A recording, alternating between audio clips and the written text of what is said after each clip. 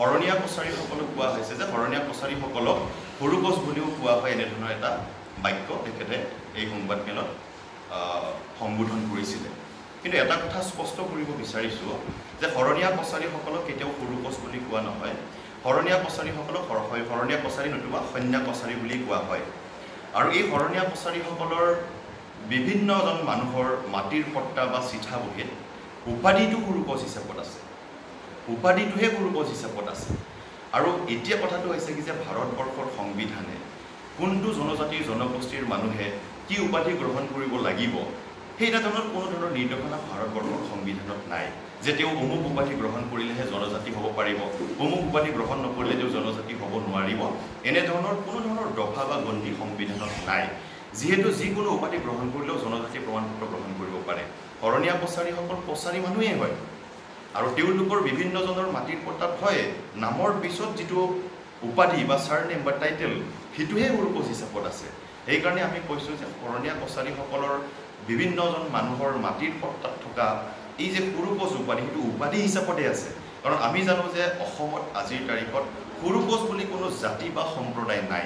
কিন্তু আমাক শৰণীয়া কছাৰীসকলক সৰু কছ এটা সম্প্ৰদায় বা জাতি বুলি অভিহিত কৰিবৰ কাৰণে অহৰহ লাগি আছে। গতিকে সেই কথাটো স্পষ্ট যে সৰু কছটো মাটিৰ চিঠা বহী বা মাটিৰ পট্টাবিলাকত বিভিন্নজন শৰণীয়া কছাৰী জনগোষ্ঠীৰ সন্তানৰ সৰু কছ হিচাপে উপাধিটোহে আছে। গতিকে সৰু কছ বুলি অসমত কোনো জাতি বা জনগোষ্ঠী নাই। আৰু কছ লিখি যদি ৰাভা জনগোষ্ঠীৰ চাৰ্টিফিকেট গ্ৰহণ কৰিব পাৰে, ৰয় লিখি যদি হাজং জনগোষ্ঠীৰ চাৰ্টিফিকেট গ্ৰহণ কৰিব পাৰে, তেতিয়াহ'লে সৰু কছ উপাধি লিখিও হয়তো কছাৰী জনগোষ্ঠীৰ এই শৰণীয়াসকলে জনজাতি প্ৰমাণপত্ৰ নিশ্চয় গ্ৰহণ কৰিব পাৰে। গতিকে এই বিষয়টোকে আমি চৰকাৰক স্পষ্টভাৱে অৱগত কৰিছোঁ যে অনতিপলমে শৰণীয়া কছাৰীসকলৰ এই সমস্যাটো সমাধান কৰিব লাগে। আৰু পূৰ্বতে যেনেধৰণে কছাৰী হিচাপে জনজাতি প্ৰমাণপত্ৰ পাই আছিলে ঠিক তেনেধৰণে পোৱাৰ ব্যৱস্থা কৰিব লাগে।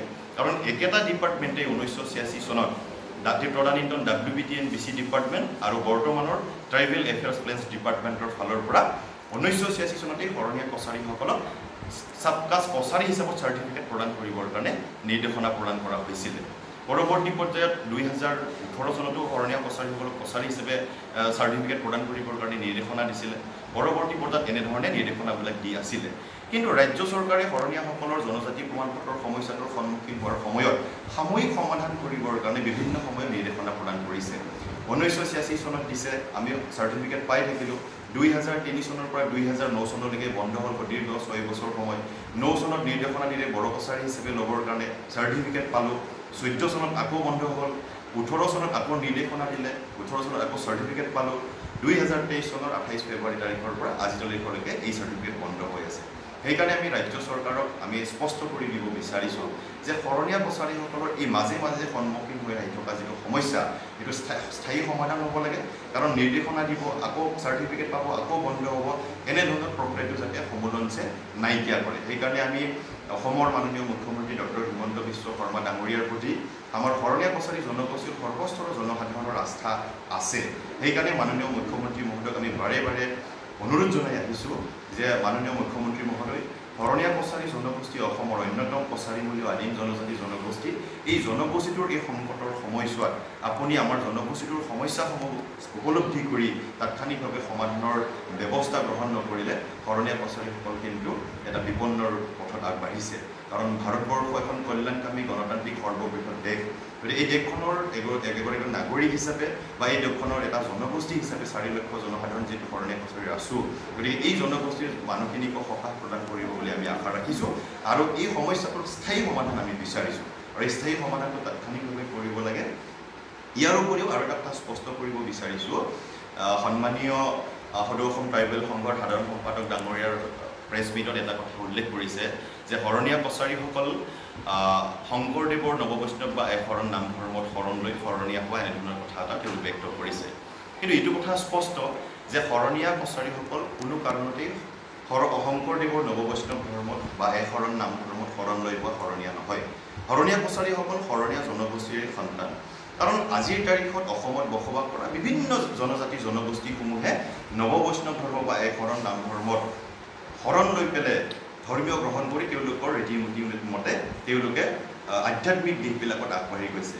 কিন্তু আজিৰ তাৰিখত শৰণীয়া কছাৰীৰ বাহিৰে শৰণীয়া কছাৰী জনগোষ্ঠীৰ কোনো এই ৫-৬খন গাঁৱৰ বাহিৰে বাকী গাঁওবিলাকত শৰণীয়া কছাৰীসকল যে শংকৰী নাম ধৰ্ম বা শংকৰী নৱ বৈষ্ণৱ ধৰ্মতে শৰণ লয়, তেওঁলোকৰ ৰীতি-নীতি মতে চলে, এনেকুৱা কোনো ধৰণৰ ধৰ্মীয় পৰম্পৰা বা লোকবিশ্বাস আপোনালোকে দেখিবলৈ নাপাব। শৰণীয়া কছাৰীসকলৰ সম্পূৰ্ণ কছাৰীমূলীয় স্বকীয় মানে পৰম্পৰাগত ধৰ্মীয় বিশ্বাস, পৰম্পৰা, জাতীয় উৎসৱসমূহ আছে আৰু সেনেধৰণে আমি পূজা পাৰ্বণবিলাক আমি কৰি আহিছোঁ। গতিকে শৰণীয়া কছাৰীসকল কেতিয়াও এই শৰণ নাম ধৰ্মত বা নৱ বৈষ্ণৱ ধৰ্মত শৰণ লৈ হোৱা শৰণীয়া নহয়। কাৰণ আজিৰ তাৰিখত মিচিং, সোণোৱাল, ঠেঙাল, বড়ো বা তিৱা সকলো জনজাতি জনগোষ্ঠীৰ এই মানুহখিনিয়ে নৱ বৈষ্ণৱ ধৰ্ম বা শংকৰী ধৰ্মত শৰণ লৈ পেলাই বহুতেই ধৰ্ম গ্ৰহণ কৰি আহিছে বা তেওঁলোকে সেই আচাৰ নীতি নিয়ম মতে তেওঁলোকৰ ব্যৱস্থাবিলাক কৰি আছে। আজিৰ তাৰিখততো তেওঁলোকক শৰণীয়া বুলি কোৱা হোৱা নাই। কোনোবা যদি মিচিং, কোনোবা যদি সোণোৱাল কছাৰী, ঠেঙাল কছাৰী, তিৱা বা বড়ো জনগোষ্ঠীৰ মানুহখিনি যদি শংকৰদেৱৰ ধৰ্মত শৰণ লৈ পেলাই ধৰ্ম প্ৰচাৰ কৰিছে বা ধৰ্ম গ্ৰহণ কৰি আছে, তেওঁলোককতো শৰণীয়া বুলি কোৱা হোৱা নাই। কিন্তু শৰণীয়া কছাৰীসকলক শংকৰদেৱৰ ধৰ্ম গ্ৰহণ নকৰাৰ পিছতো শংকৰদেৱৰ ধৰ্ম গ্ৰহণ কৰি শৰণীয়া হোৱা বুলি যিটো এটা অপব্যাখ্যা অসমৰ সমাজ জীৱনলৈকে প্ৰচাৰ বা প্ৰসাৰ কৰিবৰ কাৰণে চেষ্টা কৰিছে, ইয়াৰ পৰা মই বিৰত থাকিবৰ কাৰণে আহ্বান জনাইছোঁ। কাৰণ আজিৰ তাৰিখত আমাৰ ওদালগুৰি জিলাৰ বৰংগাজুলি সত্ৰত সত্ৰাধিকাৰ হৈছে নিৰঞ্জন বড়ো। কিন্তু নিৰঞ্জন বড়োকতো নিৰঞ্জন শৰণীয়া বুলি কোৱা হোৱা নাই, একটো শৰণীয়া কছাৰী বুলি কোৱা হোৱা নাই। গতিকে এই যে শংকৰদেৱৰ শৰণ লৈ হোৱা শৰণীয়া বুলি কোৱা কথাটো সম্পূৰ্ণ মিছা। শৰণ ল'লেই যে শৰণীয়া হৈ যাব এনেকুৱা কথা নহয়। বহু জনজাতি জনগোষ্ঠীৰ মানুহে ইতিমধ্যে শৰণ লৈছে, তেওঁলোকক শৰণীয়া বুলি কোৱা হোৱা নাই। যেনেধৰণে বৰংগাজুলি সত্ৰৰ সত্ৰাধিকাৰ নিৰঞ্জন বড়োকো শৰণীয়া বুলি কোৱা হোৱা নাই। গতিকে এই কথাখিনি আমি স্পষ্টীকৰণ দিবৰ কাৰণে বিচাৰিছোঁ। এই তিনিটা বিষয়ৰ বাহিৰে সদৌ অসম ট্ৰাইবেল সংঘই দিয়া যিখিনি বক্তব্য সেইখিনিৰ সৈতে আমি সম্পূৰ্ণ একমত হৈ আছোঁ। সেইকাৰণে অসমৰ মাননীয় মুখ্যমন্ত্ৰী মহোদয়ক শৰণীয়া কছাৰীসকলৰ এই দীৰ্ঘদিনীয়া সমস্যাটো সমাধান কৰিবৰ কাৰণে আহ্বান জনাইছোঁ